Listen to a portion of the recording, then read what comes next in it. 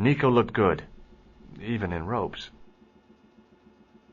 The head of the axe glinted invitingly. I could hack Eklund into tiny pieces and feed him to the wolves.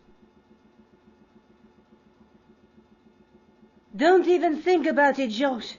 What? Who? Look me straight in the eye and tell me you weren't thinking of using that axe on Eklund. Don't be foolish, woman. I was going to use it on you.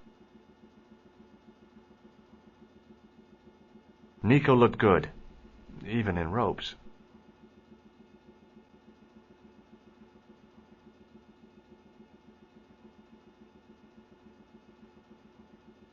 Where do you think you're going?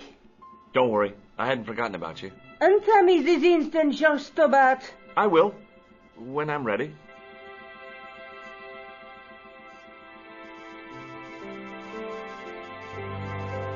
That's not fair, George.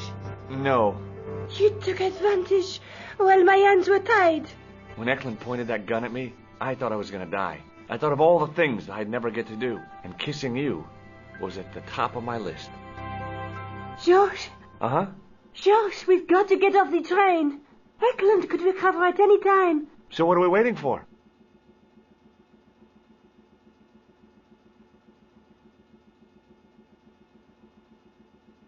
The rear exit was barred and padlocked. Nico? What now? Well, what do you think about... George! We don't have time for that. How you feeling? How would you feel if you'd been tied up and humiliated? Don't worry. Eklund isn't going to cause any problems for a little while. I wasn't talking about Eklund. Oh, now listen. I don't want to talk about it. You took advantage of me, George Stobart. Are you mad at me because of one little kiss? Little. You have a tongue like an horse. You're such a sweet talker, Nico.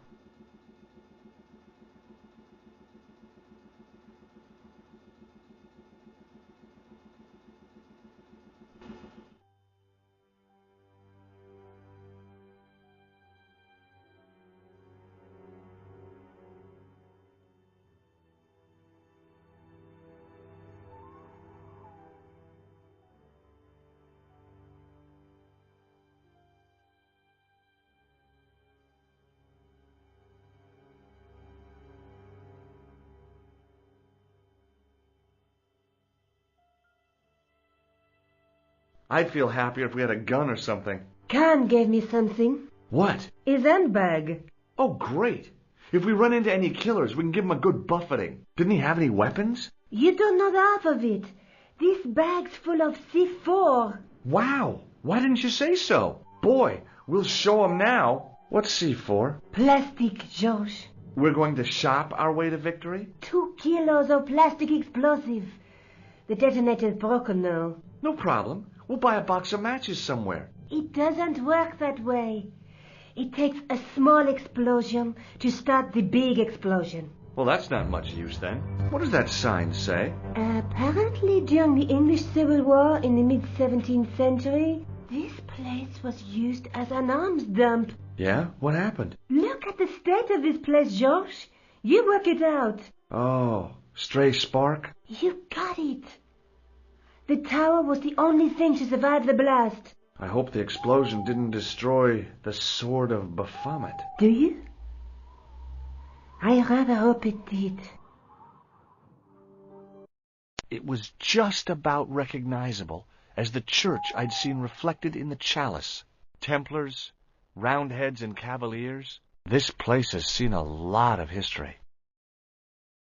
A large arch led into the tower. She was as beautiful as ever, but the shadows beneath her eyes marked the strain of the last few days. Nico? Uh-huh.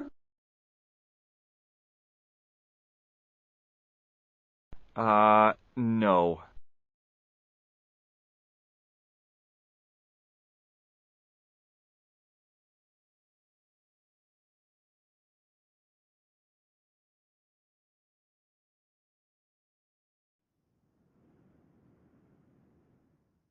It was a heap of stones and stuff which had tumbled down from the rafters.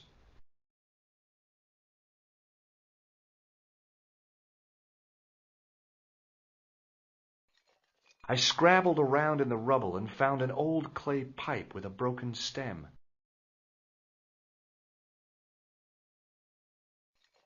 Under one of the stones, I found a metal coin which was green with age.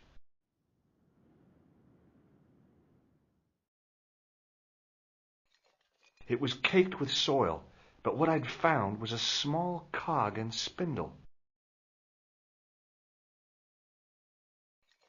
With mounting excitement, I felt something between my fingers. It was short, hard, and black, something I hadn't expected to find here. It was a plastic pentop.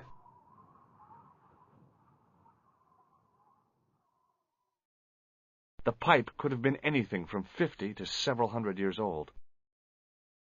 It was a black plastic pentop. The wheel had a serrated edge which meshed with the turning cog. Marks on the spindle behind the wheel suggested it once had a rope attached to it. The handle turned easily and the larger wheel began to revolve. Damn! Then the handle came off in my hand.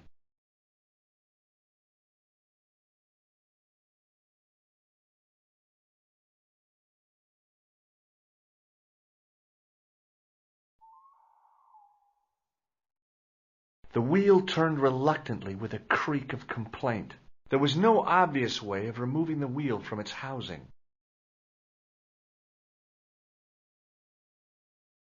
Now that the handle was gone, it was easy to remove the cog and spindle.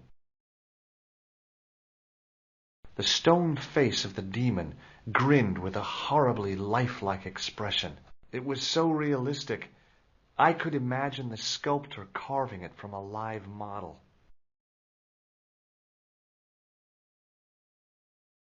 Examining the demon more closely, I realized something about its face. It was a clever illusion. No matter where I stood, the eyes weren't looking at me. There was a simple reason. The demon didn't have any eyes.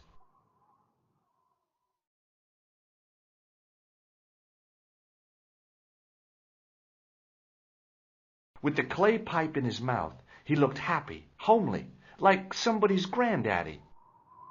What do you think you're doing, Josh?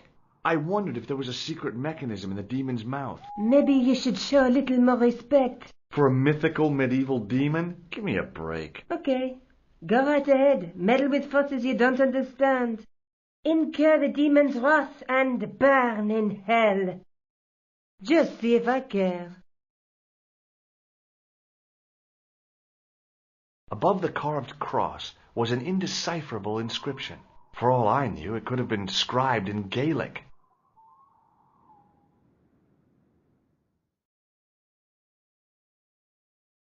I tried pushing the panel, but wasn't surprised when it failed to move. Nico? Uh-huh.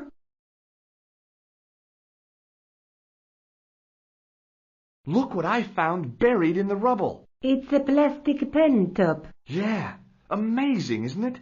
Finding something so mundane in a place like this. Astounding. Let me know if you find any paper clips. Look, I found an old coin. You think it's worth anything? Josh, focus on the situation at hand, please.